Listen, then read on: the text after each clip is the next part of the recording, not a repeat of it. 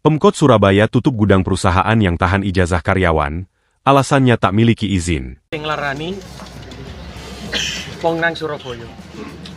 Kalau siapapun tidak ada yang membuat Surabaya gaduh dan menjelekkan nama Surabaya. Penutupan perusahaan ini pun kita sudah melakukan pemeriksaan, sudah melakukan pemanggilan. Dari itu semua nggak pernah berhasil. Berhasil pertama pemanggilan setelah audiensi dari DPR, Bu Diana hadir, namun tetap pelit informasi. Jadi dia tetap nggak ngakuin nama perusahaan atau alamatnya di sini itu benar soal pemanggilan, dan tidak mau klarifikasi apapun terkait dengan hubungan kerja, terkait dengan upah, apalagi penahanan ijazah. Sama sekali tidak mau klarifikasi, bahasanya dia seperti itu. Nah, karena dia sudah berstatement seperti itu, kita lakukan pemeriksaan di Pekerja.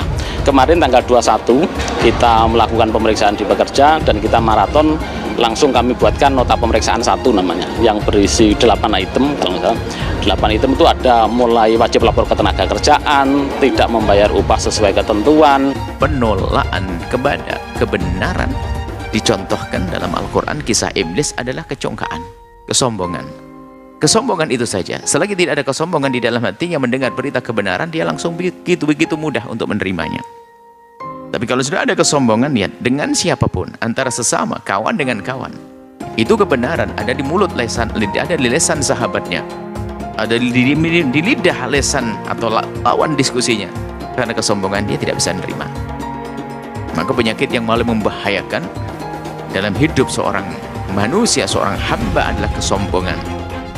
Mengambil sifat Allah, mutakabbir, dan yang maha besar, yang maha agung, lalu dia menyombongkan diri, maka orang-orang seperti itu tidak bisa menerima kebenaran. Makanya termasuk ilmu yang ditekan oleh para ahli tasawuf, agar kita tahu ummahat atau induk daripada penyakit-penyakit hati adalah disebutkan kesombongan. Kasus dugaan pelanggaran hukum oleh perusahaan UD Sentosa Sil di Surabaya kini menjadi perhatian serius DPRD Kota Surabaya. Komisi D menyebut telah menemukan bukti dan indikasi kuat adanya pelanggaran hak asasi manusia, HAM, dalam praktik ketenaga kerjaan perusahaan tersebut, termasuk penahanan ijazah, pemotongan gaji sepihak, hingga dugaan penyekapan karyawan. Ketua Komisi D, Dr. Akmarawita Kadir, menyampaikan bahwa terdapat 31 karyawan yang diduga menjadi korban. Dalam rapat dengar pendapat pada Selasa 15 April 2025, pelapor bernama Nila bahkan menunjukkan bukti fisik bahwa ijazahnya ditahan oleh pihak perusahaan. Namun, pemilik UD Sentosa Sil, Diana, mengaku tidak mengetahui perihal penahanan ijazah tersebut.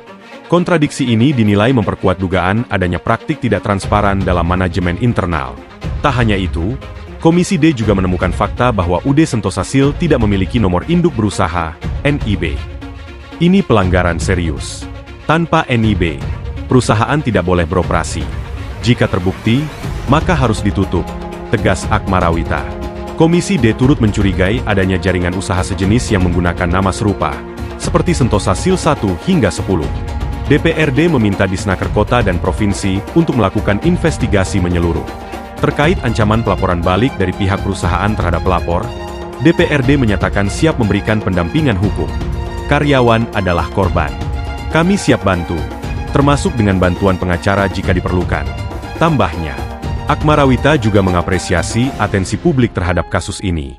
Ia berharap tidak ada lagi perusahaan yang menahan ijazah karyawan, karena hal itu melanggar hukum dan nilai-nilai kemanusiaan.